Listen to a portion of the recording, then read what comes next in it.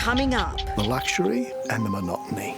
Keeps her calm, keeps her happier than she otherwise would be. Intensive care for the most vulnerable. People are flocking here. They're our guests, and that's how we treat them. It's a success in Thailand. What is it like here?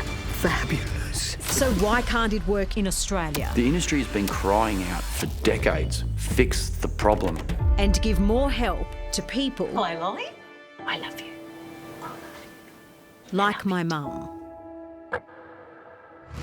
Next. The weather's spectacular, the pool always inviting. The rooms have all the mod cons and the food, well, it's as good as you'll get anywhere. At the Vivo Bene resort in Thailand, pampering is the priority. The intensive care is very deliberate, but this is no ordinary holiday paradise. And that's because the guests are elderly and most have dementia. Unlike other aged care facilities though, treatment is not dominated by medication.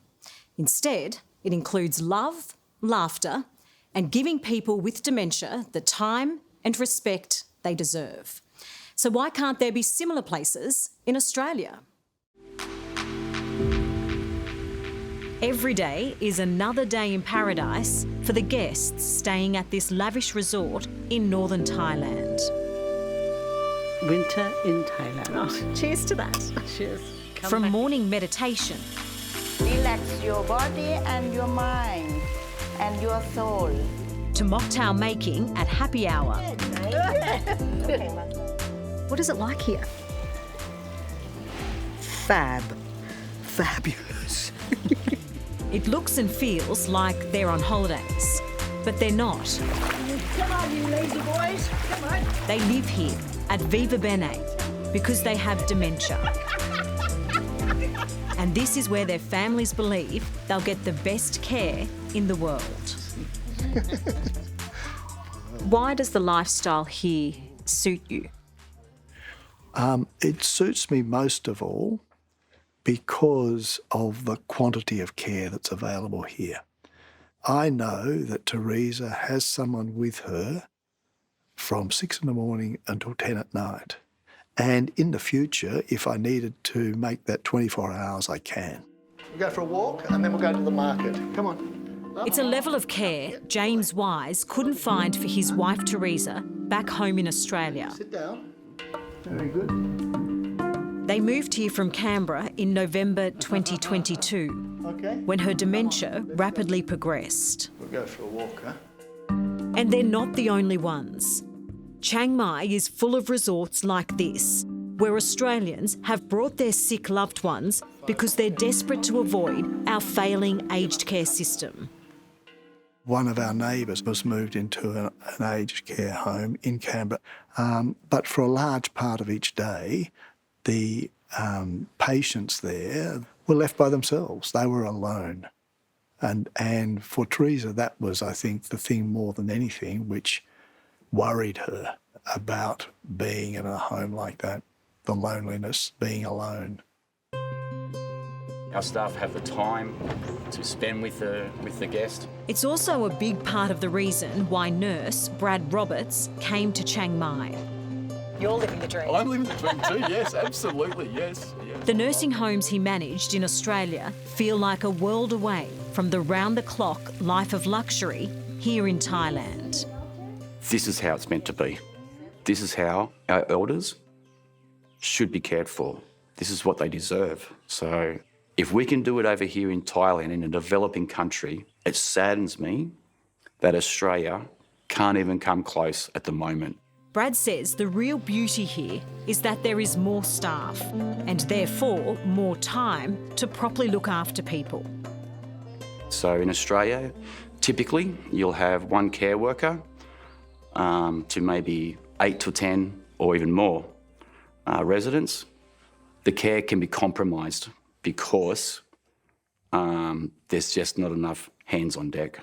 And here, how many do they have to look after? Anywhere from one staff member to 3 guests, right up to one staff member for one guest 24 hours a day. You call the people here guests. Why? They're our guests at the resort, and that's how we treat them. Between her husband and her carer, Teresa always has someone by her side. A lot of the time, she has both. The couple has had brekkie together almost every day of their 44-year marriage. Only now, it's missing the most important ingredient: conversation. What breaks your heart the most about this journey? The thing is that there's just nothing else you can do. You feel like a widower, but you still have a wife. That's the best way I can describe it. You feel like you've been grieving for years already. Yeah, but the person's still there. It's a feeling I know all too well. Hello. How are you? You good? My mum, Lorraine, has had dementia for more than a decade and now lives in a nursing home in Sydney. I missed you. I missed you. Did you? Yeah. We've had to watch Mum, who always looked after us, slowly surrender to her fading mind. Mama, I love you. I love you. I love you. I love you. I love you, Mama. I love you. I know with my mum, you're constantly getting used to a new normal. So Yes. what does that look like for you? You go through different stages, but the thing that you think most about is, how is this all going to end?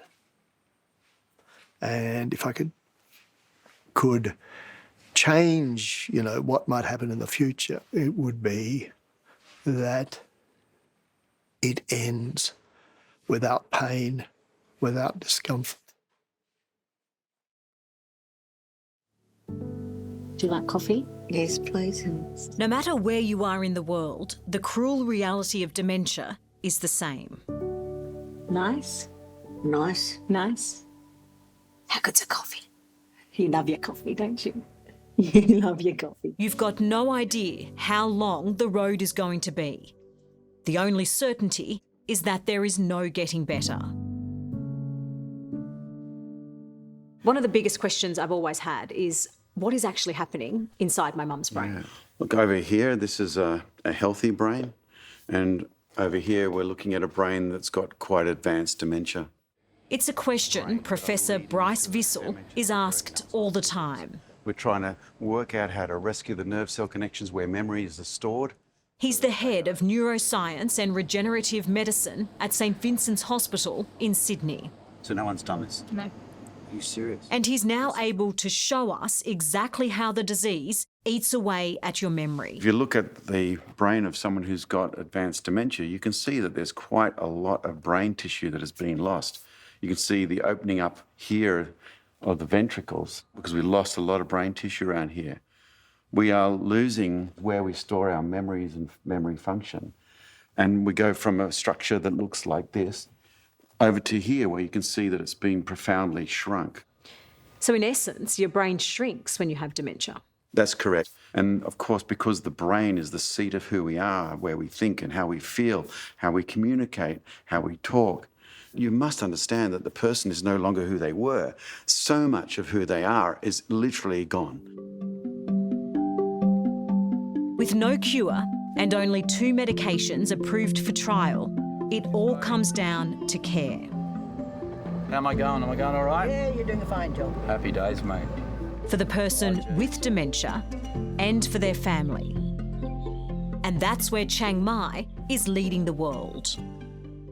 Well, you need a break from the responsibility of constantly caring. James doesn't have to worry about leaving Teresa behind at the resort to get some critical respite.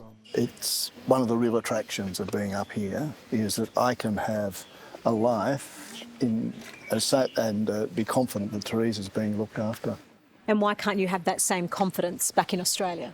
Because in Australia, I would know that when I'm not there, for most of the day, she would be by herself. Here I am confident that for the whole time I'm away, she has someone taking care of her. Let your arm outside your armchair. It's a level of devotion Brad Roberts says carers in Australian nursing homes want to give, but can't because the country's aged care sector is in crisis. They need to do something yesterday. What's the problem? Why are they waiting so long? Why is the government taking so long? The industry has been crying out for decades, fix the problem, fix it. The reality is that the cost of setting something like this up here in Thailand would be astronomical in Australia. Sure, the only way it's going to happen in Australia is that the politicians finally please inject some money into aged care. That's the only way it's going to happen. We need more people, and then you can have good quality care. She was always smiling. I hardly ever saw her cry. Unfortunately, good quality care is something that too often seems impossible to find in Australia. These pictures are confronting to look at. Coming up, how our nursing homes are failing our most vulnerable. She was so frightened, and it just broke my heart.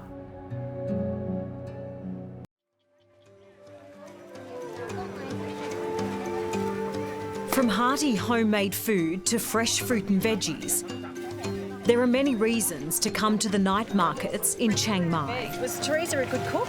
She was a very good cook. In fact, But James and Teresa Wise are here for so much more than that. It's precious time together, even though Teresa won't remember it. She has dementia. What were the points of deterioration that have really stuck with you? just not being able to discuss anything, not being able to have conversations that you used to have. She used to be curious about the world, about what's happening in the world. There's some prawns, huh? As her husband, who's been with her for decades, how do you cope with that? You're shocked by it, but then after a while you realise that this is a one-way street. You have to think entirely for her because she can no longer think for herself. It's been 16 months since James made the difficult decision to move from Canberra to this care resort in northern Thailand. Unlike many nursing homes in Australia, Vivo Bene can look after Teresa one-on-one, 24 hours a day. The beauty of this place for someone with Alzheimer's is the luxury and the monotony. Everything's the same. Her day, every day is the same, and it keeps her calm, keeps her happier than she otherwise would be. It's what Pia Schindler wanted for her mum, Lucy, who died from dementia last year. It's a very long goodbye with dementia. Very long goodbye. Pia thought an aged care facility would be the safest place for her mum, and says the first few months went smoothly. But as Lucy's dementia worsened, she became aggressive and violent, and the staff had no idea how to handle her. There was one occasion I was called in there at 3 a.m. in the morning and Mum was on a rampage. The staff on that occasion were inside the closet, linen closet. They'd locked themselves. They're in a cupboard, yeah. Yeah. Hiding. Hiding, yeah. When you saw your mum, what did you say to her? Mama, it's me. It's Pia, it's me. That's all I just kept saying. I mean, she was quite frail at that point. It's no wonder Lucy was scared. After each episode, she'd be left covered in bruises from the staff and emergency services trying to restrain her. She looks like she's been battered.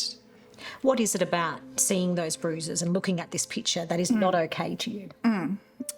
It's not okay because I feel like there were steps that were missed prior to this.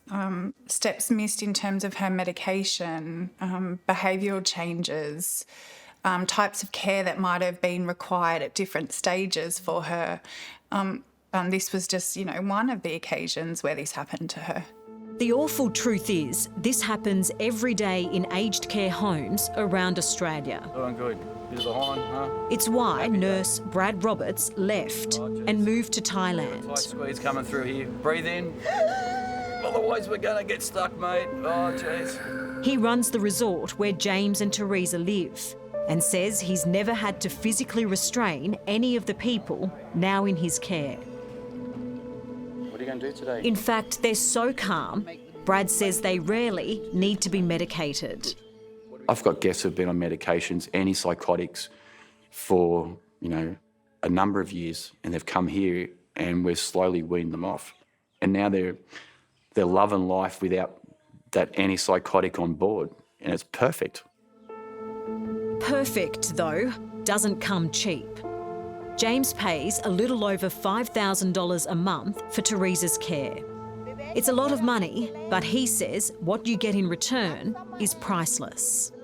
Unlike in Australia, if you go to an aged care facility, most of them you have to stump up hundreds of thousands of dollars to buy the space to the room or the villa or whatever it is you decide to take. Here you don't have to do that. So you just pay the monthly fee. There's a quality of care that you can't get in Australia or anywhere else, I think, in the West. When they're considering the move to come over here, I suggest to them, don't sell your home, rent it out, and the income that you'll get from that rent will cover the cost here at the resort. While Thailand is leading the world in dementia care, it's Australia that's well ahead when it comes to research. And for Professor Bryce Vissel, it's personal. Seeing my own father's journey with dementia was deeply confronting and very, very difficult. I still can't really face it. It's something I still find extremely difficult to deal with. But I really want to see change. We need to find a cure. We need to find a drug and solutions that really profoundly change the outcome of this disease. Very determined. The good news is Bryce thinks he's getting close. How long will it be before people will have an option for a treatment? Look, I think we're looking 5 to 7 years for something that can help slow this terrible disease. And from there, we'll move on to get better and better drugs. Scientists have long thought a build-up of protein in the brain is what causes dementia. But his team at St Vincent's Hospital in Sydney now says there's more to it. They believe the cause of the disease could be the breakdown of connections between nerve cells in the brain. And rebuilding those connections could be the key to restoring memory. It's a theory they've already got strong evidence for using mice. This mechanism which regulates these nerve cell connections, it's like a switch on the wall. This so-called switch, this molecule is turned down in the human brain. We know that from looking at the brains of people who passed away with dementia. And so when we then go to the mouse model and we turn the switch back on and we get rescue of the nerve cell connections, we get rescue of their memory, we're very, very hopeful that this may be the right, at least a way forward towards the right answer. Mice are one thing, humans are another. Absolutely. How confident are you that it will work in a human? We're willing to find out that we're wrong. We're willing to challenge ourselves. We're willing for other people to try and show us wrong. That's science. I think it's a very exciting result, and I think people find it exciting and are interested in it, certainly by the feedback we're getting. It's a long way to take the road. Hope is everything in what can often feel like a helpless world. It's a long way to Tipperary. My mum Lorraine has had dementia for more than 10 years. She can't say much anymore, but music still makes her heart sing.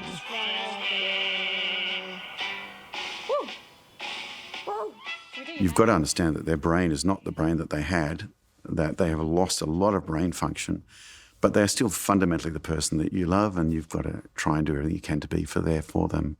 They still must have and be treated with dignity and respect. Two values Mum always taught me. And like so many families on the same journey, we sit by her side, clinging to every smile that lets us know she's still there. I love you. If you could tell Teresa one thing today that she could understand with clarity, what would it be? The message would be that, she has, a husband, a family, lots of friends who wish the best for her. And if they could, would somehow make this go away. We all wish that, don't we? Yeah. Hello, I'm Dimity Clancey. Thanks for watching 60 Minutes Australia. Subscribe to our channel now for brand new stories and exclusive clips every week. And don't miss out on our extra minute segments and full episodes of 60 Minutes on 9now.com.au and the 9Now app.